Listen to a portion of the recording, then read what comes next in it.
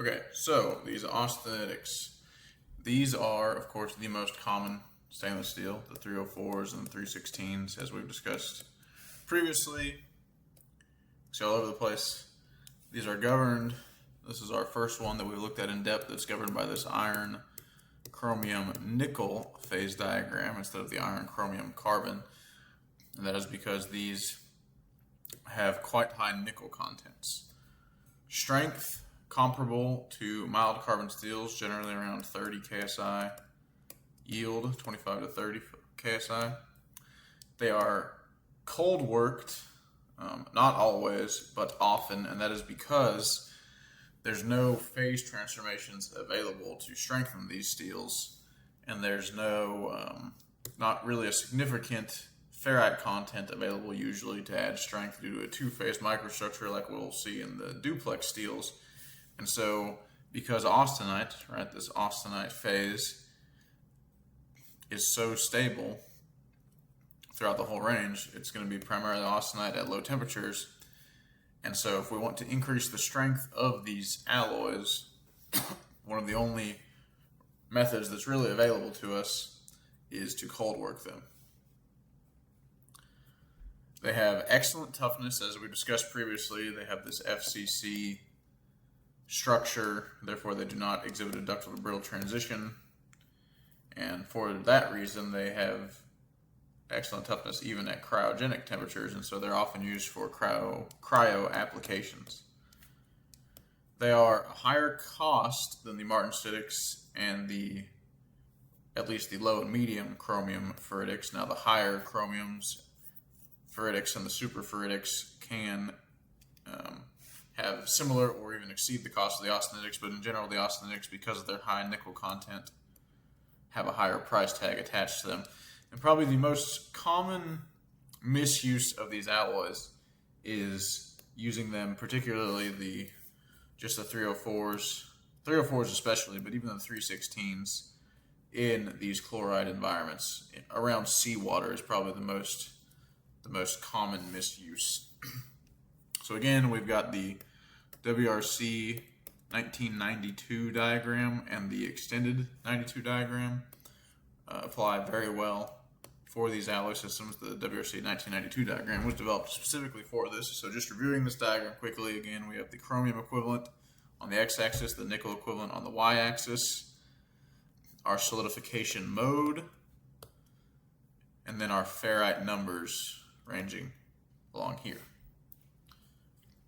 So the standard alloy types of these. First, let's notice one thing. If we look at the yield strength of these, they're all about the same, right? We're 25 to 30. And that's because there's not very many hardening mechanisms available to these alloys, as we discussed in the previous slide.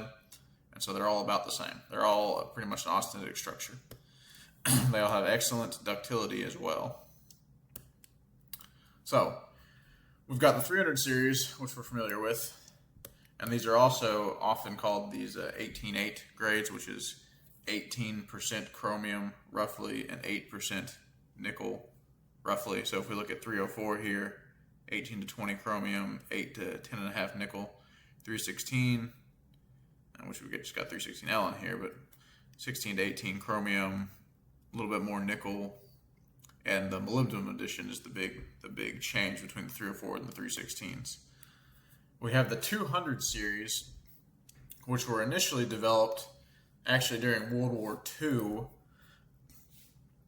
Nickel was very costly at the time. It was needed for a lot of military applications, and so these 200 series alloys have increased levels of nitrogen and carbon, and also manganese added, and this is for nitrogen solubility.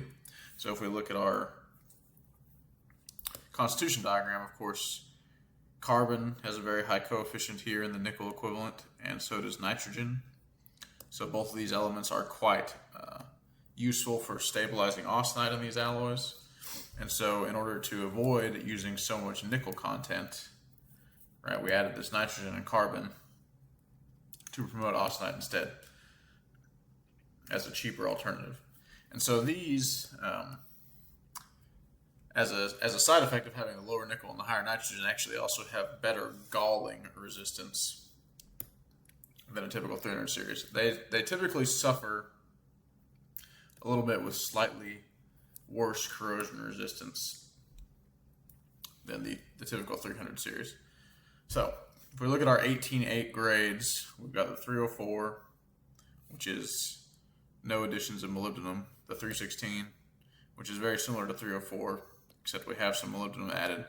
And we've got these 321 and 347, and these are the four most common 300 series. And the 321 and the 347 are these stabilized grades, which we've talked about stabilized grades being useful for avoiding sensitization because they have titanium and niobium additions, which we can see here. We have titanium added to the 321, and we have niobium added to the 347. And so again, these titaniums and niobiums will form titanium or niobium carbides, and therefore stabilize the carbon content in these alloys so that there's less carbon available to form these chromium carbides, which result in a local depletion of chromium and therefore create an area that is susceptible to corrosion even in a general environment. So we have the L grades, also a sensitization resistance thing, which are low carbon, 0.03% or less carbon. So if we look at 304 here, we see that the carbon contents can be 0.08, and the 304L is capped at 0.03, similar to the 316L, 0.03.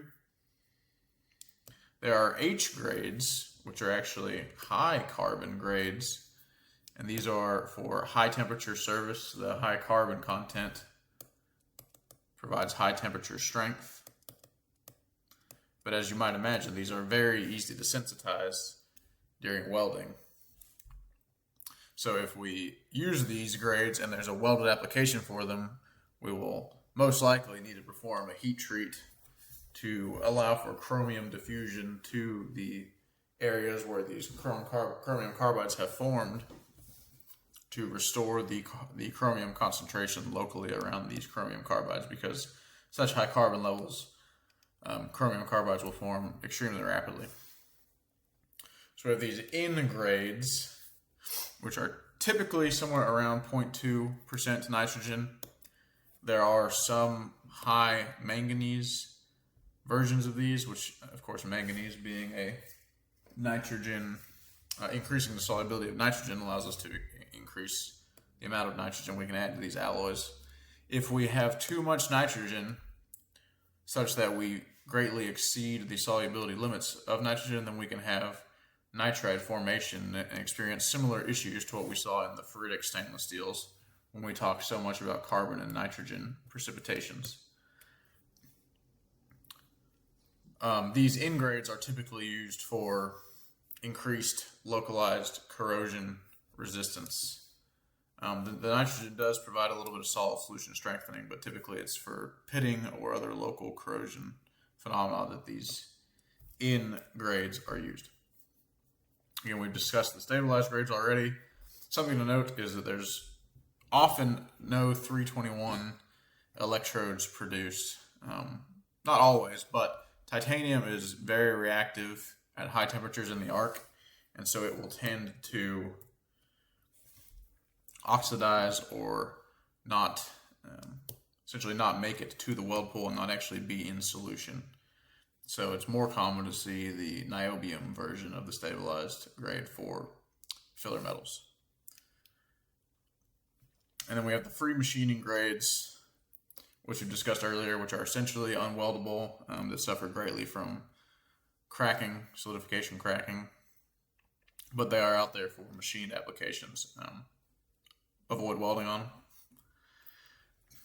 So these can solidify either as a range, really, from fully austenitic to a fairly significant amount of ferrite in the microstructure.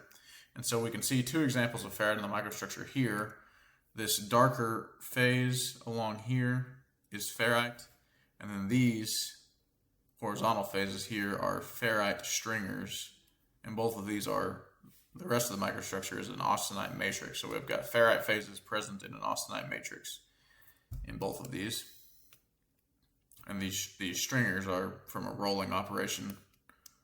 All right, we got rolls flattening out these ferrite phases.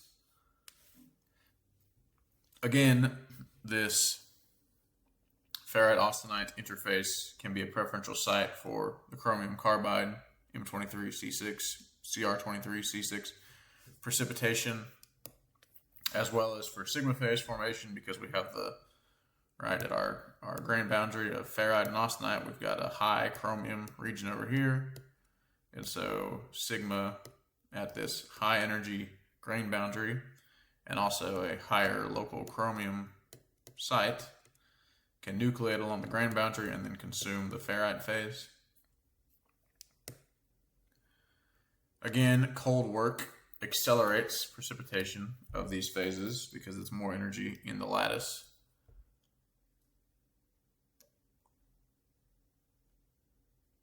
Another issue that's particularly unique to weld metals, and we discussed this previously as well, is that the rapid solidification of the weld metal can lead to enhanced ferrite content or just any ferrite content. So a slower cooling base metal that's held at temperatures, if we look at our phase diagram, typically our composition for these we're somewhere around here.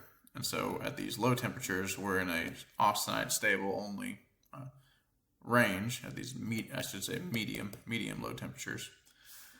And so if we spend enough time there, we will be fully austenitic. However, again, in welding, rapid cooling rates can result in some retention of this initial ferrite, and solidification, specifically microsegregation during solidification, can result in these ferrite phases that form, particularly on the end of solidification, being enriched in ferrite promoting elements, which can make it also stable at room temperatures.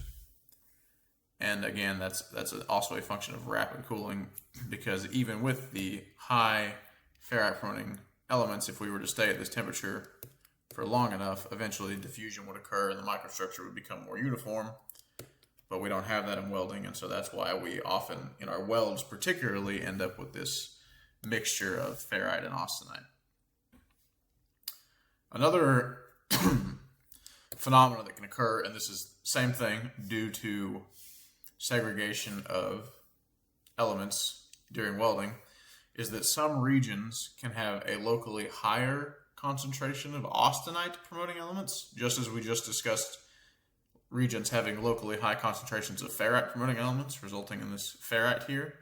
We can also have regions that have locally high concentrations of austenite promoting elements. And similarly, if we have austenite that has locally high concentration of austenite promoting elements, then we must have regions of austenite that have locally low austenite promoting elements. So if we have a region of austenite that has less austenite promoting elements, less nickel or carbon or nitrogen, then this austenite might only be stable to, say, minus 150 degrees Fahrenheit or so, which you might think that's pretty cold. But if we're using this in a cryogenic application at minus 250, then as this austenite cools and gets minus 50 and we continue to go down to minus 250 for our application, we'll form martensite somewhere in here. And this has happened. This is theoretically, but this has happened. And we'll discuss this more later. But just something to keep in mind for now. So, solidification modes. Right, solidification cracking is a big issue in these austenitics. And this can largely be avoided by selecting a filler metal that has the right solidification mode. So if we look at our constitution diagram, we had these different solidification modes on here. The ferritic solidification mode, ferritic austenite, austenite ferritic, and austenite. And so these modes are telling us essentially where we're landing on this diagram. And the FA solidification mode is the most resistant to solidification cracking. The F solidification mode is fairly resistant, and the A and the AF are susceptible, with AF being less susceptible than A but both of these being quite susceptible to solidification cracking. And so often solidification cracking can be avoided, by controlling our chemical composition such that we end up in this FA solidification mode range, which again we can predict using the constitution diagrams.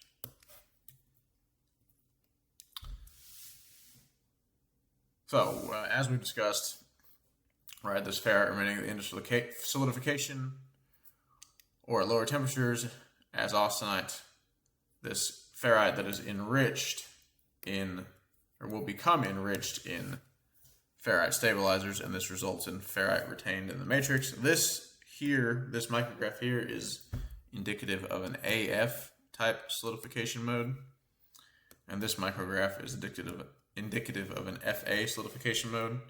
This also can be an FA solidification mode. This is what's referred to as skeletal ferrite. And this is what is referred to as lathy ferrite. But they are both FA mode. And so particularly if you have a cracking issue on welding, right, the crack is in the weld metal, it is present right after welding is completed, because those are characteristics of solidification cracking. If you have these cracks, but you have microstructure that looks like this or this, then probably the cracking phenomena is related to the welding process more so than the chemical composition, because if you're achieving these solidification modes, then your chemical composition is likely selected well. So perhaps you have a welding issue. We discussed on the solidification cracking slide that you can be welding too quickly, or your bead shape can be inappropriate, or you can have too high of a depth to width ratio. Or perhaps you could have too many impurity elements as well. If your steel is not very clean, you could have cracking even with these favorable solidification modes. Another thing to note is that rapid cooling, which typically we see in laser or electron beam welds, but we can also see this in automated welds that are moving very quickly, and particularly with a smaller weld bead, can shift the solidification mode. So a composition that theoretically will solidify as the FA solidification mode, right? Because these diagrams are developed using conventional arc welding processes with reasonable cooling rates and travel speeds. So if we're solidifying extremely fast, faster than the diagrams were made, faster than the solidification that was present when the diagrams were created, we can shift our solidification mode actually to the left.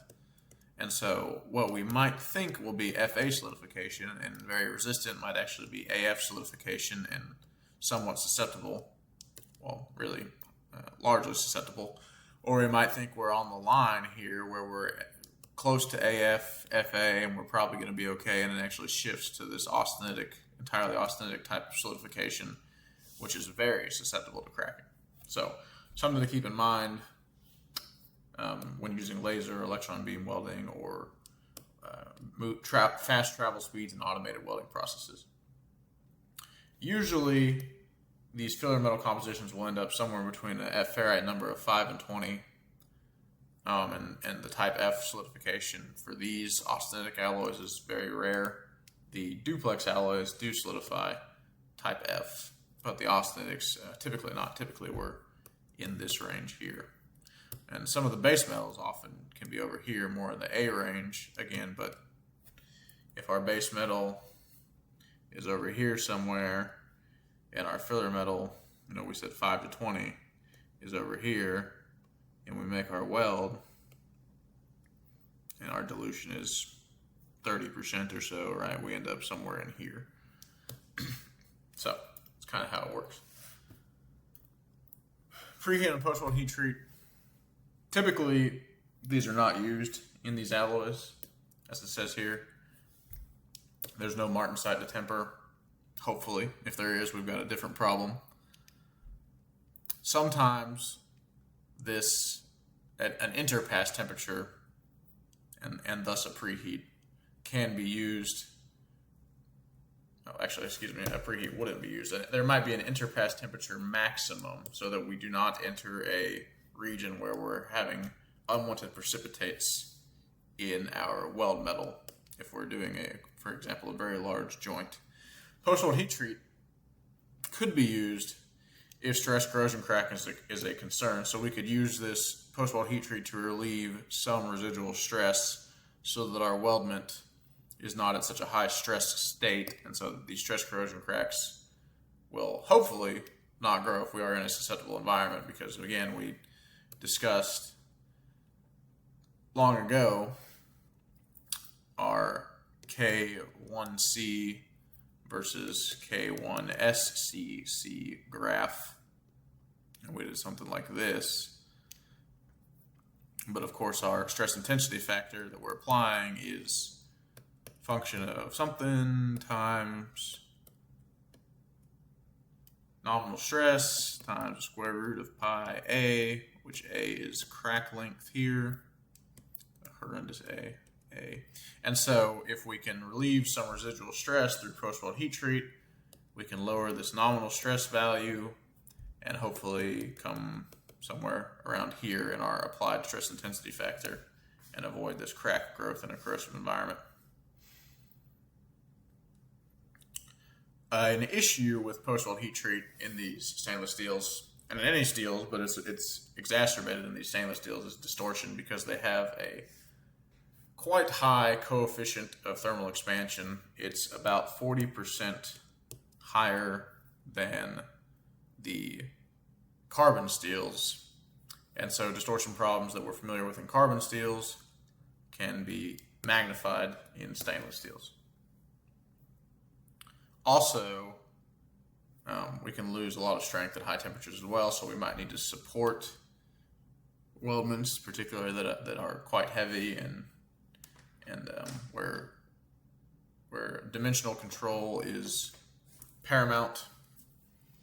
They could sag during heat treat as well. If we perform a high temperature post-weld heat treat, say we're attempting to avoid the top of one of these precipitation curves in our heat treat, then we will need to cool rapidly for a couple reasons. One, because we don't want to go through this area and spend time here, potentially. Now, if it's something down here where we're not going to start forming these carbides for hours, 8, 7, 8 hours or so, then probably not a huge concern if we just dip through here for a little bit. And while we're at it, the side note, this curve here is for 304 metal, characteristic of that. So different alloys will have different curves, of course. But also, if we're performing a high temperature heat treatment, we might be in a range where sigma phase is stable. And so that's something to watch out for just in general at whatever temperature we're selecting and time we're at that temperature. But also, perhaps on cooling of our heat treat, we could pass through this range of sigma phase stability. And we saw from the sigma phase graphs previously that sometimes in worst case scenario, sigma phase can form in a matter of minutes. And so just on cooling from post-weld heat treat, we could form sigma. So if we're going to be performing post-weld heat treats, essentially we need to watch out for sensitization and sigma phase. We need to make sure that we do not select a thermal cycle that will result in one of these properties while we're trying to remedy some other concern, such as residual stress.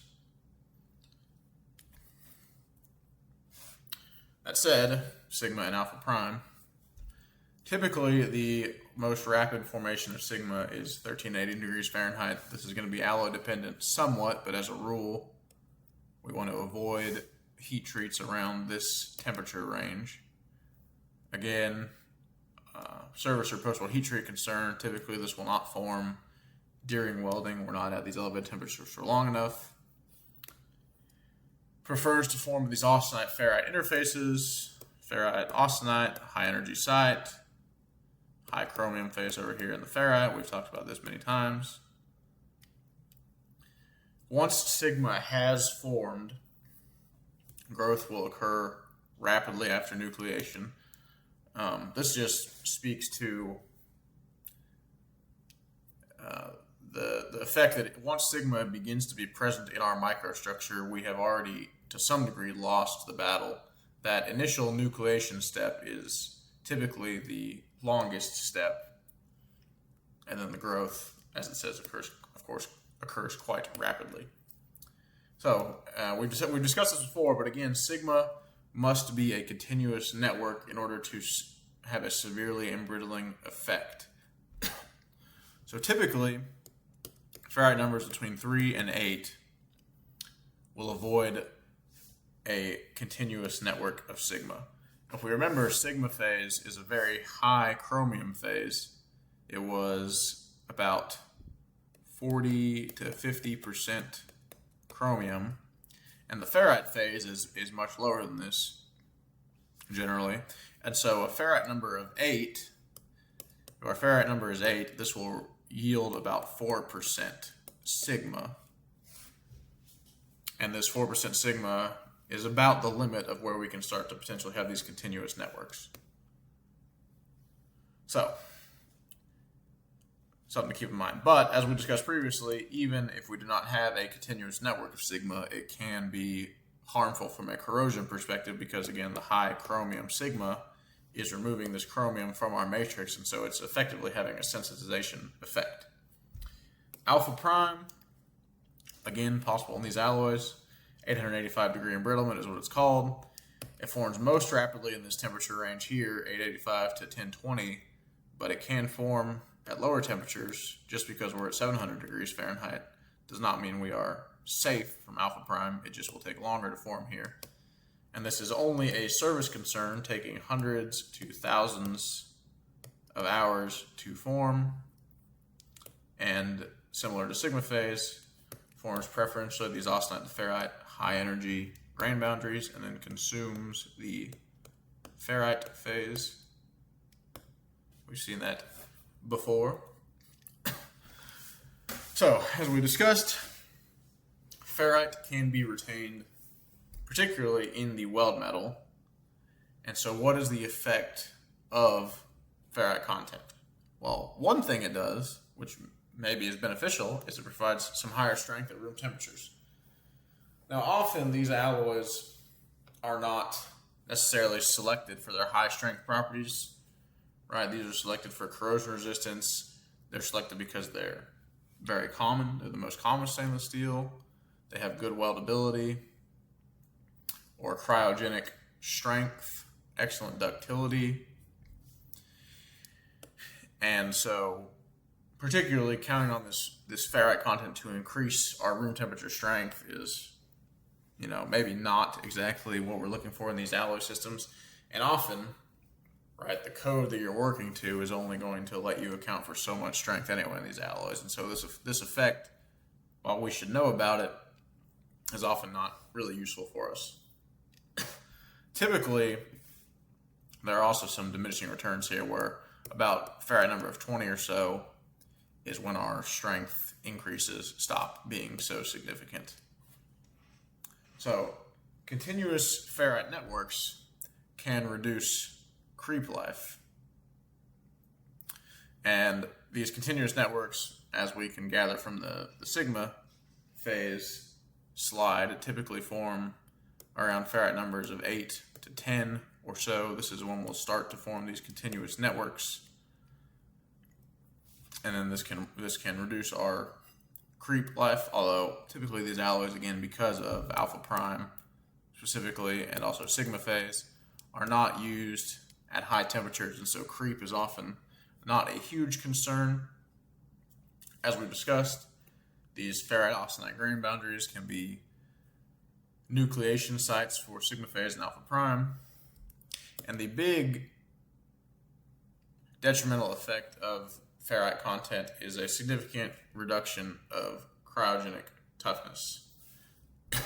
So if we look at this graph over here, this is at cryogenic temperatures. We have ferrite number versus K1C, so fracture toughness, the material property. And we can see as ferrite numbers increase, our fracture toughness is trending down. At these ferrite numbers of 0, we have quite a bit of scatter in the data. And this is, in this particular diagram, attributed to local martensite formation. As we discussed previously, we can have some areas of the austenite, that are locally have a lower concentration of the austenite stabilizing elements, nickels, nitrogens, carbons being the most effective austenite stabilizers. And so we can have some martensite form in our weld pool. And so particularly this needs to be avoided for cryogenic applications. So a couple ways that we can do this. One, we can avoid stick welding, submerged arc welding, FCAW on here also. If we're going to be using a cryogenic application, typically TIG is preferred. We can have some success with MIG too, with 100% argon, or maybe small additions to the argon, like 2% or so of helium or some other gas, but we want to avoid CO2, certainly. Typically for a cryogenic application also, as we can see, because of the reduction in toughness of even a small amount of ferrite, because here at our high points, here we're going to assume this is probably the fully austenitic lattice microstructure. And then here we see this reduction with martensite. So if we are fully austenitic, we can expect to be up here. So even a very small amount of ferrite, right, we can see a significant reduction in our toughness here. And so we'll want to select very low ferrite number filler metals. So if we're looking at our chart, right, with our ferrite, well, the ferrite number we would expect in the weld, we really want to be around 1 or 0, which of course is going to make this more susceptible to solidification cracking. And so we might need to do smaller weld beads or take actions to reduce stress as much as we can, make sure we have acceptable travel speeds and a good weld bead profile, because we are more susceptible to solidification cracking. But we want to have minimum to no ferrite in our final deposit for this low temperature toughness. And this can be achieved with these N grades, because nitrogen is of course a austenite stabilizer, and so these LN grade filler metals can push us more towards a fully austenitic microstructure. We can do some pool agitation techniques, or more of a weave pattern, or something that helps to stir the weld pool to reduce these segregation effects somewhat. Also, it is recommended to typically have a moderate cooling rate. A moderate cooling rate for these cryogenic applications. We don't want to have a very rapid cooling rate, because that can, right, as we discussed earlier, if we have very rapid cooling, as we're in these regions of austenite stability, and again, we're probably over here because we're selecting an FA type filler metal or something that's right on the line. So we're solidifying over here, but we might still form some ferrite at the end of solidification. And we want to make sure that ferrite has enough time in this austenitic region to transform to austenite. So we don't want to cool too rapidly, but we also don't want to have very high heat inputs, because then we could have large grains, and the larger the grain that forms, the longer it will take for that grain to be consumed and replaced by an austenite grain. So there's a balance here where we want to have a moderate cooling rate, not too high, not too low. Very Goldilocks welding approach here. So solidification cracking, this is one of the big issues with these welds. And I say issue, this is very well understood. These are very weldable alloys. It's just that, as we discussed, if you have the wrong composition, you can't have solidification cracking problems. These days, we really know this FA solidification mode, this is what we're looking for. And if you have solidification cracking while you're in this FA mode, probably a welding process issue or too many impurities. It's kind of a wives' tale in the welding world to say that this FA mode is resistant to solidification cracking because ferrite just has a high solubility for these impurity elements, right? The sulfur, the phosphorus, and the borons. And therefore, we don't form, if we remember our phase diagram that we discussed a long time ago, we don't, these impurity elements typically have a very wide SCTR, and they form a lot of eutectic liquid at the end of solidification. And so that can lead to solidification cracking. And it's often said that, this ferrite mode is resistant because the ferrite itself has very high solubility for these impurities.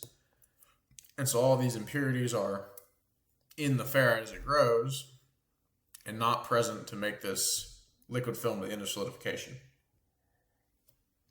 Well, that's not really true. I mean, it is true that ferrite has higher solubility for these impurities than austenite, but it's not so significant that that is the driving force for why solidification cracking is resistant, or why these alloys are resistant to solidification cracking in this FA mode. It really has to do with the tortuous grain boundaries that are made in this mixed mode solidification, and also because these austenite ferrite grain boundaries are very resistant to being wetting, which makes it very hard for this continuous liquid film to be present. Because if it was strictly this ferrite impurity solubility idea, then this ferrite solidification mode, the F-type solidification mode, would be the most resistant, right? Because we've got ferrite grains all over the place, alpha ferrite or delta ferrite. And we actually don't see that. We see FA as the most resistant solidification mode, with ferrite grains being second most resistant, but that's because the ferrite grain boundary is also resistant to wetting, not as resistant as the ferrite austenite boundary, but still moderately resistant. So this is somewhat true. There is higher solubility, and that does help, but just the point to be made is that's not the primary reason, and often that is cited as the primary reason. So we can look over here. There's the Sutula diagram shows that we've got a chromium nickel equivalent ratio using these equations here on the x-axis, and impurity content in weight percent on the y-axis. So a 0.02 weight percent. This is 200 parts per million, 0.02. So we can see here, again, we've got the filled in dots are susceptible, the half filled dots are somewhat susceptible, and the open dots are not susceptible to solidification cracking. So we've got quite a few at these high impurity levels over here on this side, high impurity levels and the high ratios of chrome to nickel. So we're pushing over here to the F types, the FA types of solidification, because our chromium to nickel ratio is increasing. So we're moving this way on the diagram. So even at very high impurity levels here, with the right solidification mode, we're quite resistant to cracking. And we can be, even with low impurity levels here, with the wrong solidification modes, the lower chromium to nickel equivalents, so moving this way on the constitution diagram, there's quite a few points that are somewhat susceptible to cracking. And then as the impurities increase, we've got a lot of points that are susceptible even at these relatively low impurity levels, especially compared to up here where there was no cracking. So the takeaway from this diagram is that composition is much more important than impurity level. An interesting thing to note, as we have discussed previously, that rapid solidification can shift solidification mode. There's a Satula diagram that's been modified for like laser beam type welds that solidify much quicker, and the diagram essentially looks like this, where our gap between what cracks and what doesn't crack is shifted over to a more of a like a 1.7 or so on this chromium nickel equivalent, which just goes to show the effect that rapid solidification can have in shifting solidification mode. Just more evidence for this. So in welds, dilution control can be a significant impact. Can have a significant impact on this solidification cracking susceptibility. So if we look here at this diagram, this constitution diagram, which is the WRC 1992 diagram, we have a base metal plotted over here, which is in the entirely austenitic region. We have a weld metal over here. So this is our weld metal. This is our base metal. At 50% dilution here, we can see that we would be in a, well, we used to be able to see it until I drew over it, an AF solidification mode. So fairly susceptible to solidification cracking. Well, at a 20% or so dilution here, we're in the FA mode and we're very resistant.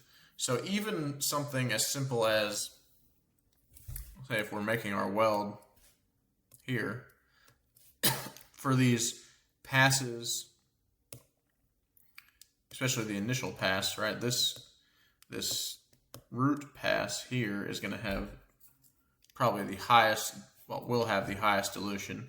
And so when we're making these high dilution passes, something as simple as using the lower end of our heat input, lower amperage allowable in our weld procedure, can help shift us to this lower dilution point where we are more resistant to solidification cracking. And then as we make these subsequent passes,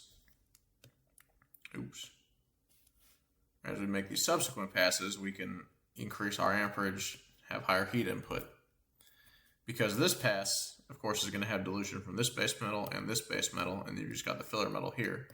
Whereas these subsequent passes, yes, there will be some dilution here from the base metal, but we're also, pulling here and here. And so things like that can help avoid solidification cracking in these alloys. Small changes can avoid these problems. Lastly, on this slide, there are just various instruments available, right? These two different gauges, this ferritoscope that can measure ferrite content in these welds and give us an idea of what we're looking at if we're investigating cracks or working on building out a weld procedure. And there are standards that govern, how to use these correctly. Liquation cracking, also possible in these alloys. Generally, base metals with a ferrite number greater than 1 are resistant to liquation cracking. And again, liquation cracking often occurs in the heat effective zone, right? Due to heating from the weld pool, but it occurs either due to segregation of low melting point, eutectics at the grain boundaries, so this would be impurities typically at the grain boundaries, or we'll have constitutional liquation, where we have our constituent particle with a liquid around it, and we have a grain boundary over here, and this is typically in an austenite grain boundary, and this grain boundary is not straight, but it wants to be straight, and so because that is a lower energy state, so when heat is added from the weld pool, when this weld pool heat comes over here and warms up our grain boundary, it now has energy needed to shift its location to try to get to a lower energy state. So it moves this way to try to be straight. And as it hits this liquid film, capillary action sucks this liquid into the grain boundary. Now we've got liquid film in our grain boundary, and potentially our grain boundary can be pulled apart by stresses acting in this direction. So those are the two mechanisms of liquation cracking. Again, we've got the stabilized grades can be subject to this constitutional liquation from these titanium and niobium carbides acting as the constituent particles. Generally, in weld metals, a slightly higher ferrite number is required for these to be resistant to liquation cracking. This is because segregation effects are more pronounced in the weld metal. And so if we've got a weld metal, again, this is still a heat effective zone concern, but if we have a multi-pass weld, then this weld effectively, the upper portion of this weld that's reheated by this pass and this pass becomes a heat effective zone of these subsequent weld passes. And so that's why it can occur in the weld metal.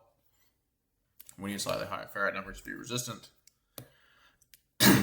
So if we have a fully austenitic weld metal, like in these cryo applications, then impurity control is crucial for avoiding liquation cracking and avoiding solidification cracking. So we're already, if we've got a fully austenitic weld metal, we're already going to be quite worried about impurities. And also weld bead shape, because we've got to avoid solidification cracking. And it so happens that the lower heat inputs, smaller bead sizes that help avoid solidification cracking also can help avoid liquation cracking. Typically, these liquation cracks are very small, about 0.04 to 0.08 inches, and again, they can be mistaken in a multi-pass weld if you have liquation cracks in the heat effective zone, quote unquote, that is created from subsequent weld passes. Then these can occur and look like linear porosity. And so it often happens that we think we've got some porosity in the weld, but it's actually a very small liquation crack. So here's just a reference table of generally ferrite numbers needed to avoid weld metal. So this will be reheated weld metal liquation cracking. And so we can see our range here. And the stabilized grade needing the highest minimum ferrite number. Ductility dip cracking and reheat cracking, both of these are possible. The reheat cracking can occur in these stabilized grades, right, because we've got these titanium carbides and niobium carbides forming. And reheat cracking, again, is where we have these grains that have formed, and as they heat up, force significant stress is relieved. The grain interiors are strengthened and strain accumulates at the grain boundaries. Typically not a concern because we often do not heat treat these alloys, but if we're going to for whatever reason and it's a stabilized grade, then this is a possibility. So again, we would avoid this by trying to get some stress relief before the nose of the curve or stress relief above the nose of the curve, and then perhaps we finish our heat treat in here for a short amount of time and then cool. Actually, just kidding, it doesn't have to be a short amount of time because we've already relieved stress. So although we don't necessarily want to overage precipitates for no reason. We can also experience ductility dip cracking in these alloys, particularly if we have austenitic solidification modes where we have these straight austenite grain boundaries, because then we can have grain boundary sliding, which can open up a void here that can serve as a crack point. This can be avoided with ferrite. Having some ferrite content in there will create these, create these more tortuous grain boundaries where sliding is more difficult. Also these carbides, so the stabilized grades that are susceptible to reheat cracking typically are resistant to this ductility dip cracking. Copper and zinc contamination cracking. This is possible, and they both work in effectively the same manner. We have a liquid metal on the surface, and this can be copper or zinc, and this liquid on the surface will then penetrate the grain boundaries, and now we've got a liquid film between our grain boundaries, which we all know what can happen when that happens. It can be pulled apart, particularly in the region near a weld, as we have residual stresses here. So copper contamination cracking, of course, both of these, as they require liquid metal on the surface, we got to have liquid metal. So the copper has to be above the melting point of copper. Zinc has to be above the melting point of zinc. Now, of course, zinc's melting temperature is much lower than copper. It's about 790 degrees Fahrenheit or so, whereas we can see copper's here is closer to 2000. So often copper will wind up on our alloys because we've got fixturing that's copper, or we're using a backing block or a cooling block that's copper. And so if we've got copper that's going to touch the surface, it's a good idea to make sure it's nickel coated or something when dealing with these alloys. Zinc contamination cracking often occurs from dissimilar metal welds, where we might have a galvanized carbon steel that we're welding to one of these austenitic stainless steels. Also, a note to be made about these is the austenite grain boundaries are the most susceptible to this type of thing, and so that's why it's a big risk in these austenitic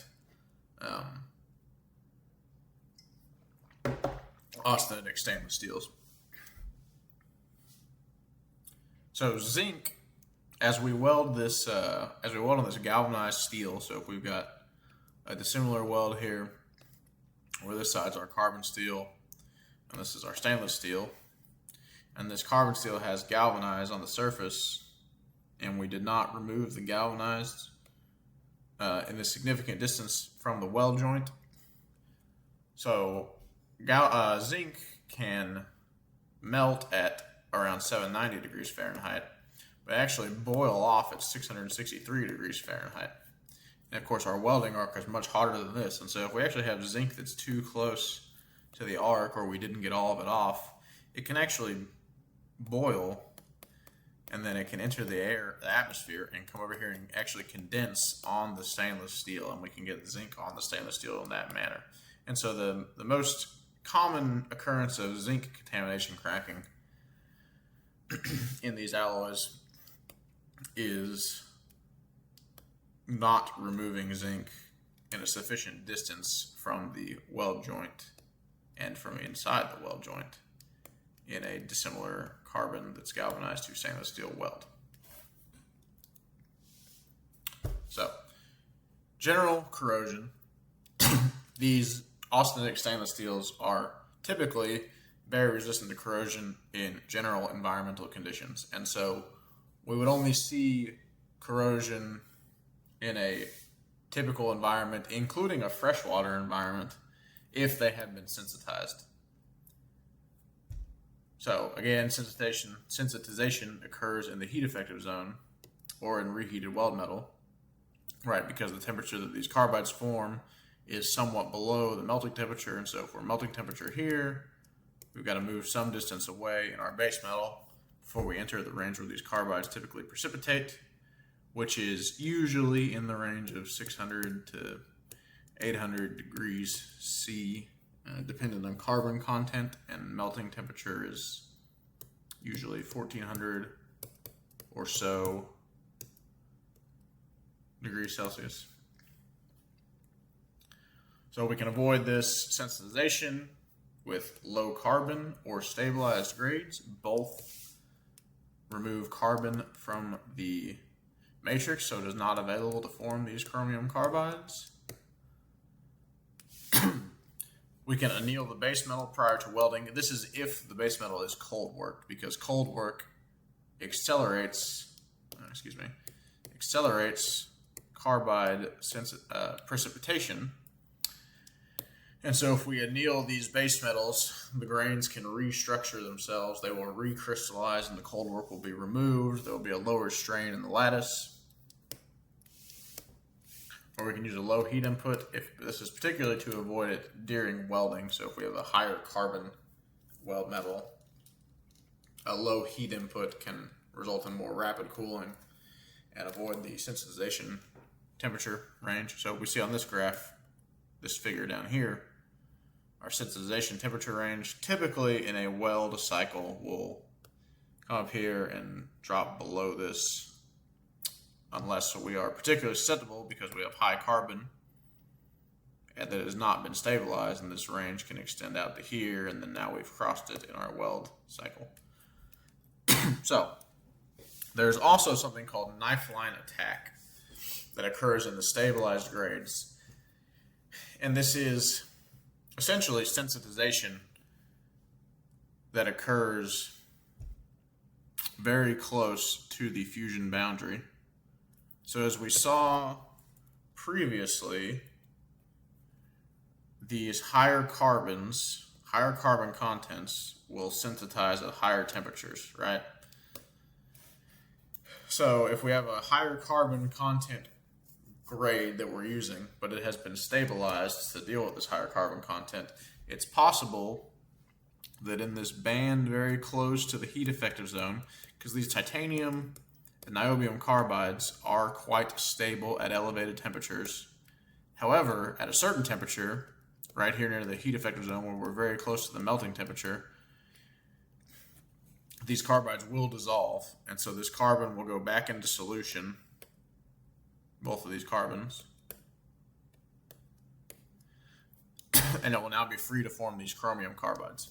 And on cooling, the chromium carbides can form in this range before the titanium and niobium carbides, and so in a very small area right next to the fusion boundary on each side of our weld, we can actually be sensitized. And so this is seen occasionally, and it is known as knife line attack. There's another phenomenon that occurs known as low temperature sensitization,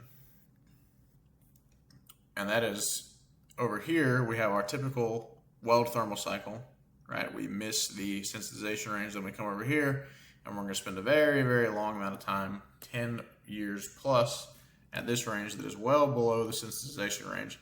And so we think we're going to be safe. Well, this is something they're seeing a lot in the nuclear industry, this low temperature sensitization, where when we spend a very significant amount of time here below this range that we thought was safe, we actually will eventually form these chromium carbides and now be susceptible to corrosive attack in conditions where we thought we would have been resistant previously. So in these conditions, the stabilized grades appear to be resistant to this low temperature sensitization, and that is what we would expect because the stabilized grades are not just being resistant because there's a lower amount of carbon in the matrix, and so diffusion required to form these chromium carbides takes a long time. And that is the case in the L grades. In the L grades, we just have low carbon, so we don't form the carbides quickly, so we can heat treat, we can weld, and we don't form carbides. Well, in the stabilized grades, the carbides are actually tied up, or the carbon is actually tied up in other carbides. And so the carbon is just not free to form these chromium carbides at all. And so that's why these stabilized grades appear to be resistant. And we say seem to be resistant because we haven't, long-term studies on this are in the works. This is a relatively new phenomena. However, it makes sense that these stabilized grades will not be susceptible to this because how could they form the chromium carbides? The carbon is all tied up already. So,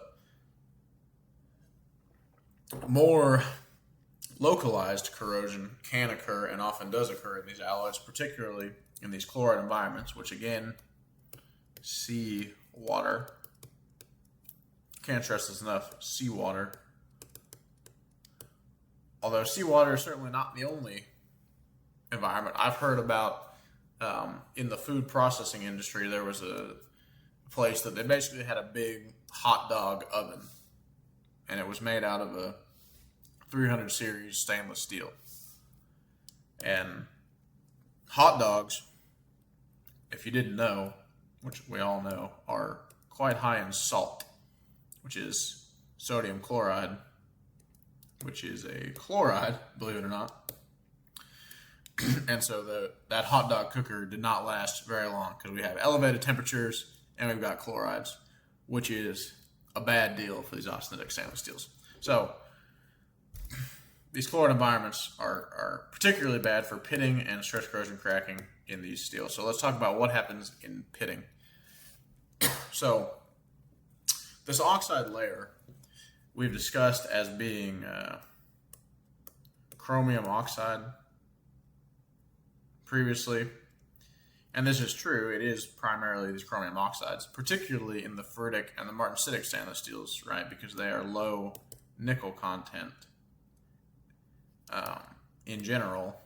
And the ferritics, right? They're both low nickel, the ferritics and the martensitics. And the ferritics are quite high chromium. So in these austenitic stainless steels, the austenitic stainless steels, austenite, we do have still significant amounts of chromium, but we also have larger amounts of nickel. And so these nickel oxides will also be part of the passive layer. And so our passive layer is chromium oxides and nickel oxides, and there's a few other things in there, but the chromium oxides and the nickel oxides are the big players in these steels. And so this nickel oxide is quite susceptible to attack by these chloride ions. So as we have a pit that exists, and this can either be because the chloride ions can just break down the passive layer and corrosion can begin, or maybe we have some sort of mechanical abrasion like a scratch on our surface that damages part of the passive layer. Typically, in a general environment, just a new layer of chromium oxide would form at the walls of the pit. We'd have chromium coming over here to heal the passive layer. The new exposed layer will form another passive layer of chromium oxide, and we're okay. We've healed our passive layer. Obviously, this pit is drawn drastically deep. They're initially quite small. So we heal the pit, no big deal. Well, in these chloride environments, the chlorine ions will adsorb onto the side of the pit, which can prevent healing of this passive layer.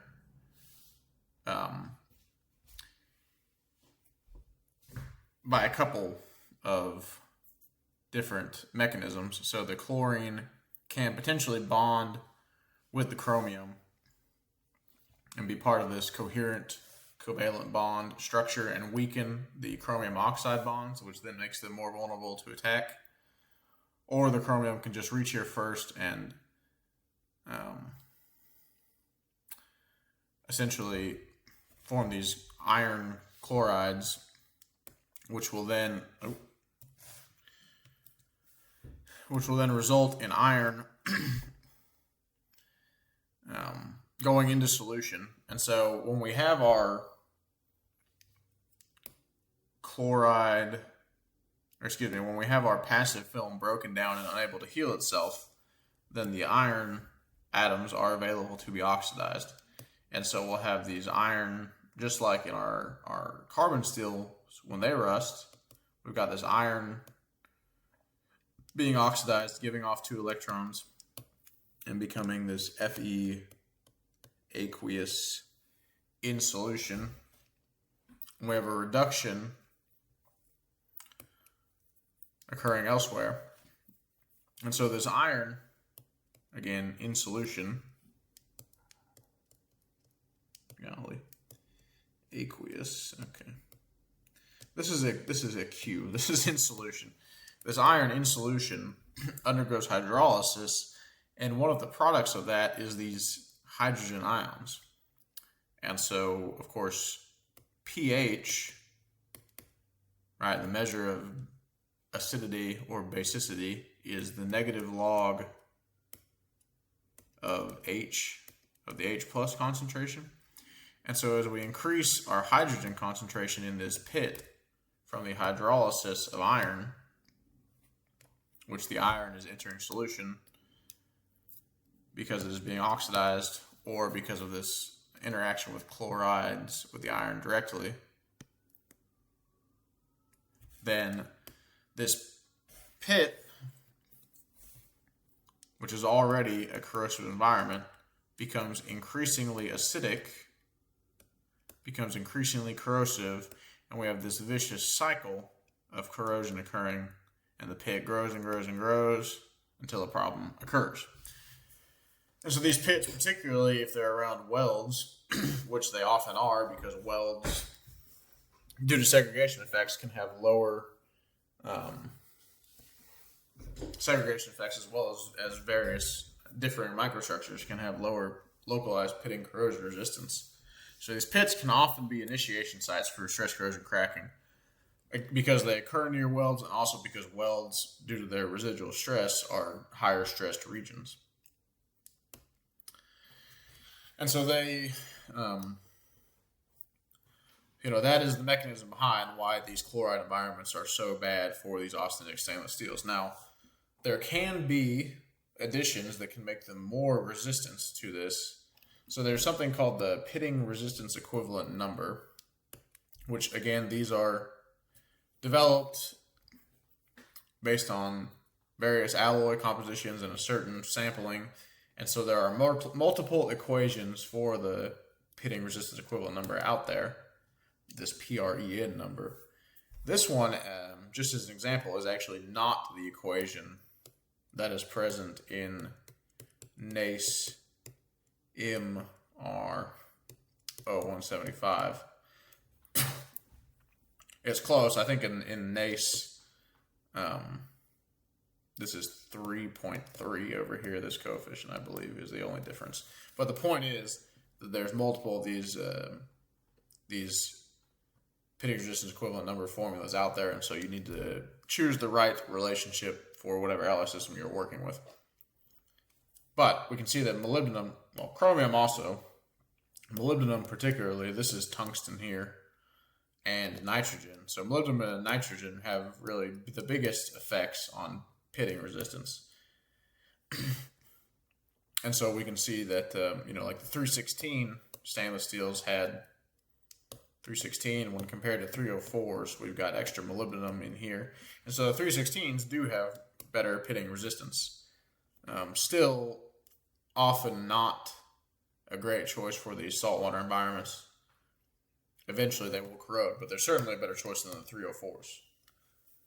And what this molybdenum will do, first of all, it will just enhance the strength of the passive film in general. And so perhaps initial passive film degradation can be avoided in these chloride environments.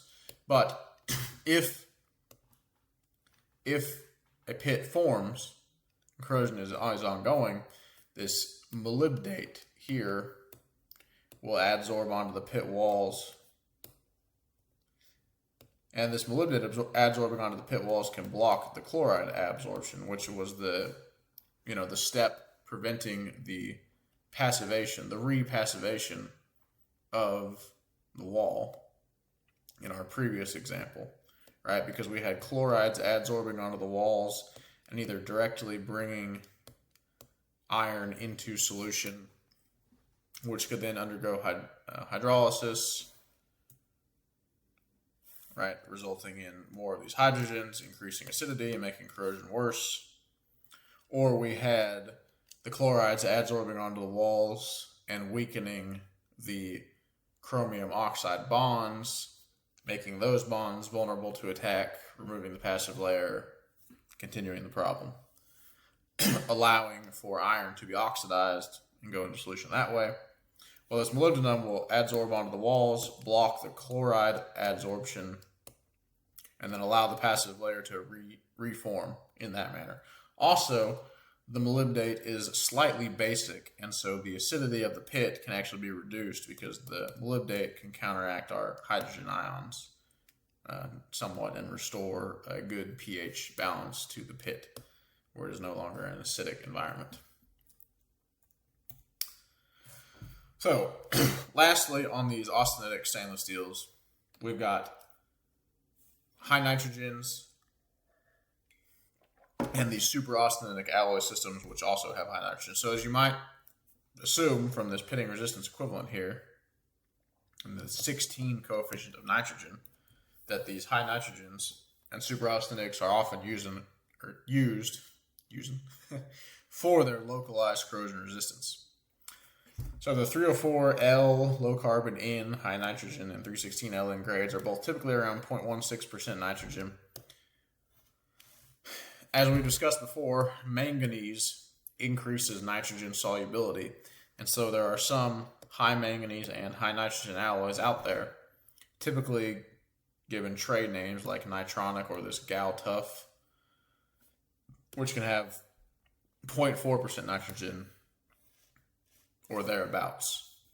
And so these high nitrogen grades, again, elevated pitting, localized corrosion resistance, which I think I neglected to mention this, but these different pitting resistance equivalent number correlations can have different thresholds for resistance in certain environment types. And so this one in particular, right, greater than 33 is considered to be resistant in seawater environments. And so even though the austenitics are generally not great choices in these environments, potentially like a 316 LN with the extra molybdenum and the extra nitrogen could get to the point where it can't be used in these environments.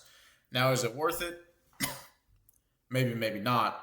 It's quite expensive to add high levels of nitrogen to these alloys during the initial melt process. And so perhaps it's more cost efficient if you're in one of these chloride environments. If you don't need the strength, maybe you just use a ferritic stainless steel, right? Because they're low nickel and they're high chromium. Or if you do need strength, perhaps you use a duplex stainless steel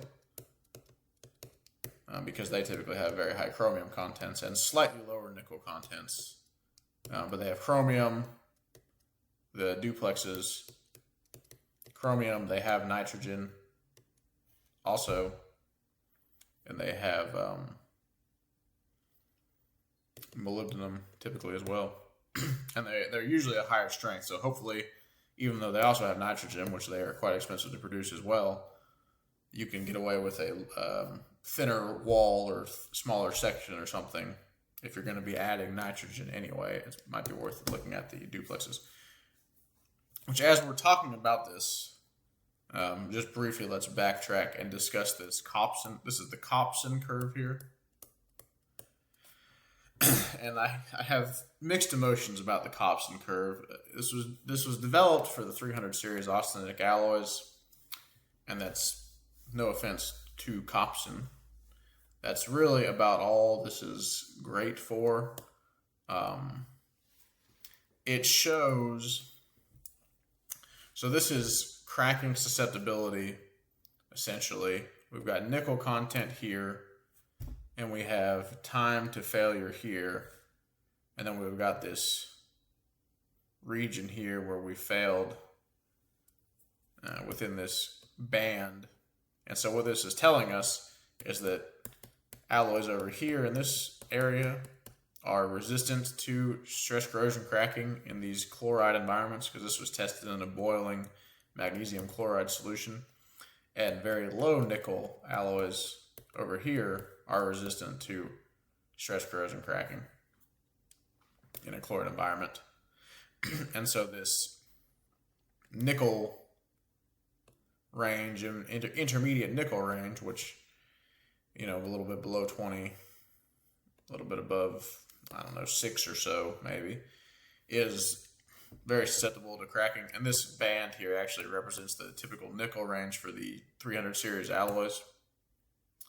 And this is showing that these are very resistant to cracking in this intermediate range. And the reason this happens, ostensibly, is you can effectively think of it as a coherent matrix issue. So at very high nickel contents, the nickel and the chromium is able to form a spunnel network of chromium nickel spunnels, which is a very stable crystalline structure. And so in a similar manner to when we discussed needing 10.5% chromium to form a coherent matrix of chromium over the whole surface of an alloy, and therefore be able to have a coherent matrix of a chromium oxide passive layer. Well, in a similar manner to that, we can form this coherent matrix of these spunnels, which are resistant to cracking. And so that's what are resistant to this localized corrosion in these chloride environments. And so that's why we're resistant at high nickel levels. We have this spunnel network. At low nickel levels, there's not much nickel, and so these nickel oxide bonds that can be attacked by the chlorides if they are not part of a spunnel network and therefore vulnerable. These nickel oxide bonds are not present in significant quantities in these very low nickel oxides, these very low nickel content alloys, and so our passive layer is mostly these chromium oxides, CR2O3, which are more resistant to corrosion in these chloride environments. So the weak point being the nickel oxides are not present down here in significant amounts, and up here there are so many that they can form this strong spunnel network. So Kopsen curve, it's okay. It's a pretty good correlation for the 300 series alloys, but we'll see later when we talk about the duplexes that the duplexes also fall into this band, but they can be quite resistant, especially the super duplexes can be quite resistant, which let's actually just pop over real quick if we can. We've got a super duplex here, and we can see nickel 6 to 8, so this should be, according to the Kopsen curve, very vulnerable. However, this nickel is quite resistant to pitting corrosion because it has high chromium, high molybdenum, high nitrogen. So the Kopsen curve not really accounting for all the factors in this pitting resistance equivalent number. And Kopsen, I'm sure, is way smarter than me. I'm just saying the curve is not perfect. So that curve is cited a lot. Be wary with the Kopsen curve. Okay, anyway, back to our regularly scheduled programming here. High nitrogen and super austenitics. Again, we're still talking about these guys. So speaking of the old Kopsen curve, look at this. Super austenitics, 22% nickel, 20% chromium. Not very high chromium, very high nickel. Some would say, like Mr. Kopsen, would say this is, this old boy is going to be very susceptible here after not too long. Well, Mr. Kopsen, we got a lot of molybdenum, we got a lot of nitrogen. We're going to be all right in moderately corrosive environments. Now, if you have a very corrosive environment like pulp and paper mills and some other chemical processing industry stuff, then your 33 for seawater is not good enough and you got to be higher. But again, it's environment dependent. And the code that you're working to, if you're lucky enough to be lucky or unlucky enough to be working to one, will have guidance for what you should be using here. And if not, there's something out there. You can find a paper or different standard for a similar application, etc. Again, the point is to just make sure you've got a good correlation that you're making these predictions based off of. Point to be made about these high nitrogen and super austenitics. The earlier constitution diagrams, which we're looking at Mr. Schaeffler in particular, because he developed his diagram assuming a 0.06% nitrogen, are not very good at predicting these high nitrogen super austenitics because they have such high nitrogen. So the WRC 1992 diagram does a good job. Or for alloys with high silicon contents, there's a diagram called the EPSI diagram, which is actually a modified. So we give Mr. Schaeffler his flowers after all, because the EPSI diagram is actually a modified Schaeffler diagram. Schaeffler. Hope you can read that diagram. So we just got to be cognizant of which diagrams we're going to be using for these particular alloy systems. There is and can be a significant amount of nitrogen loss during welding. Obviously, nitrogen evaporates quite easily. And so in the molten pool, we can lose nitrogen content. And so often when welding these alloys, a couple things happen. One, we can use 2 to 5% nitrogen in our shielding gas. So we'll just add this as an addition to our argon shielding gas. Maybe we've got a little bit of helium or something in there too.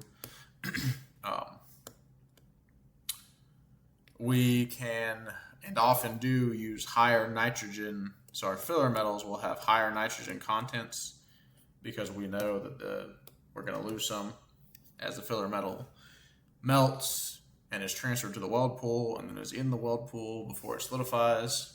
We're going to lose some nitrogen. Also, we can use lower heat input welds so that we are liquid for less time. All of these things help preserve nitrogen levels above what we want. Though generally, it's worth noting that the pitting resistance equivalent number for our base metal will be a little bit higher. That will be greater than the equivalent number in our filler metal. And so the weld will typically have a lower pitting resistance and other localized corrosion resistance than the base metal. And it's generally on the order of 3 or 5 to a drop. And we'll discuss that more as we talk about the duplex stainless steels. These have increased solidification, cracking, susceptibility. Here, particularly the high silicone ones, but also because these nitrogen additions right, typically drive us more towards this because we've got nitrogen here with a coefficient of 20, and so we're typically driven more towards this Austenitic AFA type solidification modes with these high nitrogen and super austenics. Again, molybdenum segregation can also occur, which molybdenum also serves a great role in localized corrosion resistance. And the benefit of molybdenum is that the solubility of molybdenum is quite high. So it has a coefficient of 3, which is 3 times as effective as chromium, which is great. Though nitrogen is, of course, king here with its coefficient of 16. But molybdenum can be added in significant amounts to our alloy without causing problems, whereas nitrogen, very low solubility, we can have all sorts of nitride problems, embrittling our alloy, plus potentially increasing sensitization risk because we're forming these chrome nitrides, which is removing chrome from our matrix, chromium, excuse me. So, molybdenum can tend to segregate quite significantly during welding, which is another reason why our filler metals in our weld pool typically have a lower PREN than our base metal. And we can use these high molybdenum nickel-based filler metals to try to combat this a little bit, but there will still be some unmixed regions, which just is to say that if you're making a weld here, your filler metal at some point there's a mixing gradient exists. Now this will be extremely, extremely small, but as you're very, very close to this base metal, this region of the weld will have more base metal in it than the region of the weld here in the middle, right? I think we can all see that. And so our high molybdenum additions will help in a general sense of covering most of the weld, but these regions very close to the edge of the base metal will still tend to have mostly base metal, and so the higher molybdenum additions from the filler metal will not be mixed very well in this region, and so the additions have a somewhat limited effect, although they're still helpful, right? It's not like they don't do anything. It's just that they're not 100% effective as we might wish. So, reviewing, We've got the Austenitics. Solidification cracking is a big issue. Sensitization. These are our big ones. And then chloride environments, generally a no-go. Solidification cracking can be avoided generally by having the correct solidification mode, which is often this FA solidification mode. F mode is also resistant. Rapid cooling, so laser welding, electron beam welding, automated welding processes that have very high travel speeds can shift our solidification mode. Typically one mode over, though if we're on a boundary, perhaps we can shift all the way from a barely FA to an A mode. These are the most common stainless steels. They've got around 25 to 30 KSI yield strength. They're governed by the iron, chromium, nickel phase diagram, which again shows us our solidification modes here, right where we end up on this top region. Cryogenic applications are a big use for these alloys, but also they're just used generally very often because they are the most common. They're very easily weldable, and a lot of people are very familiar with them. We've got L grades. These are probably the most important for avoiding sensitization. N grades can help with local corrosion resistance, and then we've got the stabilized grades with titanium, right? Titanium and niobium, which stabilize the carbon content to prevent sensitization. These stabilized grades can be susceptible to reheat cracking and more susceptible to constitutional liquation than the L grades. However, these stabilized grades are resistant to this long temperature or long time frame sensitization that we've seen that occurs over 10 plus years at moderate temperatures, which are below our usual sensitization range here. It can be below here. Eventually, even with these L grades, we will sensitize here, and we see this in the nuclear industry. The stabilized grades do not do that because the carbon is physically tied up and not able to form these carbides. Our microstructure can tell us what solidification mode we are in. This is an example of FA solidification. This is probably an example of AF. We've got these ferrite stringers here again. Cold work will accelerate precipitation. So if we've got a problem with this that we're experiencing, we can anneal our base metal to remove cold work, though we need to watch for sigma phase formation. Again, cold work might just be as a result of the forming process. So cold work might not be incorporated necessarily to strengthen these alloys.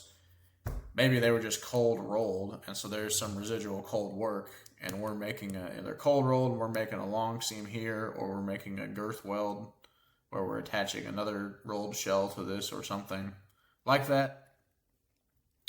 And they're just cold worked by nature of that's how they were processed, that's how they were made. You know, they have excellent ductility, so why would we not just cold roll them? Why go to the trouble of hot working or hot rolling? So cold work can be a non-necessary thing, so we can anneal it to remove it to make the weld easier with less chance for sensitization. Again, we have AF solidification mode here. We have FA here.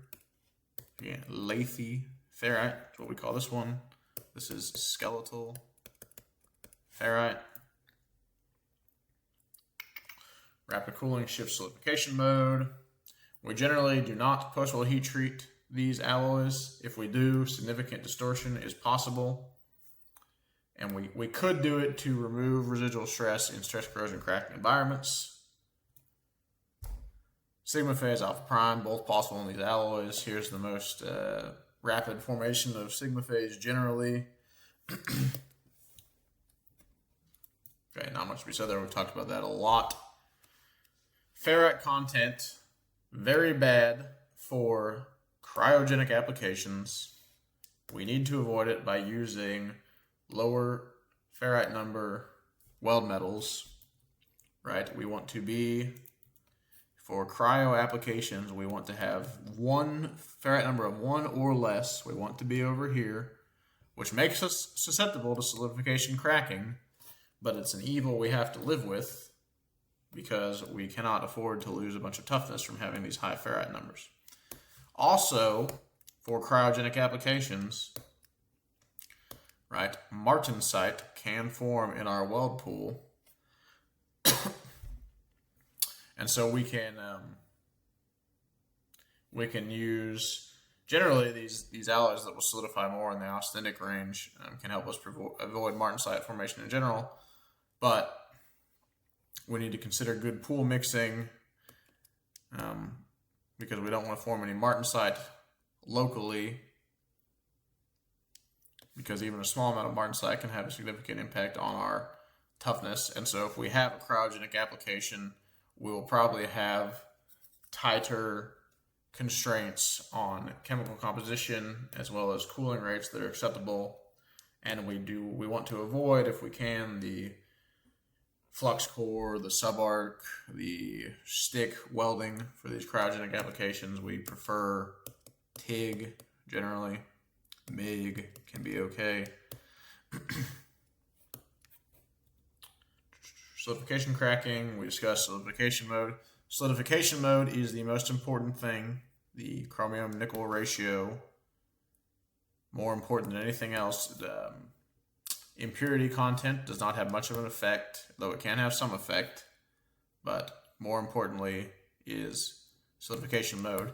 Now in a cryogenic application where we have to have a unfortunate solidification mode, then impurities do matter in these applications. Tortuous grain boundary and grain boundary wetting effects are the main reason that FA solidification is so good. It is not because of this impurity solubility thing, although this is partially true. And there are various ways available to measure ferrite content. Liquation cracking, this is the big takeaway here. These are the numbers to avoid it in the weld metal. In the base metal, it's typically easily avoidable as long as our ferrite number is greater than 1. These are short cracks. They can be mistaken for porosity in a multi-pass weld. Again, ductility dip cracking, possible particularly in fully austenitics. So if we got cryo applications, we can be susceptible to ductility dip. Stabilized grades can have reheat cracking occur, which we avoid by relieving some stress at a lower temperature first and then coming up here, or same thing at a higher temperature. Watch out for sigma phase formation if we're up here. Copper and zinc contamination cracking. Use nickel-coated fixtures and cooling blocks if you've got copper fixturing and cooling blocks. Zinc contamination cracking. Make sure on our carbon steel side of any dissimilar welds that we remove the zinc a good distance from where the weld will actually be occurring, as well as remove it very well from within the weld joint. Corrosion, good corrosion resistance in general environments. Not much more to say here. Sensitization can reduce this corrosion resistance, of course. Again, chloride environments, not good for these alloys in general. Molybdenum additions can help localized corrosion resistance. Molybdenum and nitrogen also plays a very large role. We can get to the point where we're considered resistant in seawater environments with these molybdenum additions and nitrogen additions, but it might not be worth it cost-wise. We might consider alternate alloy systems. We got the Copson curve. Good rule for these 300 series alloys, although not always correct, as we can see with these super austenitics here. Again, these are very expensive, these super austenitics, because we got a ton of nickel, but they're very corrosion resistant. So extreme corrosion environments, perhaps we consider these if we need good ductility, lower temperatures in a very corrosive environment. We have to use one of these two diagrams for these. Nitrogen loss during welding, we can add 2 to 5% nitrogen in our weld gas, in our shielding gas. We can do higher increased nitrogen filler metals. Generally, we will lose some nitrogen in our pitting resistance equivalent number of our filler metal will be lower than that of the base metal by about 3 to 5, usually. Okay, that is it for the austenitics. So we're getting close to being done here. Let's move on to the duplex stainless steels.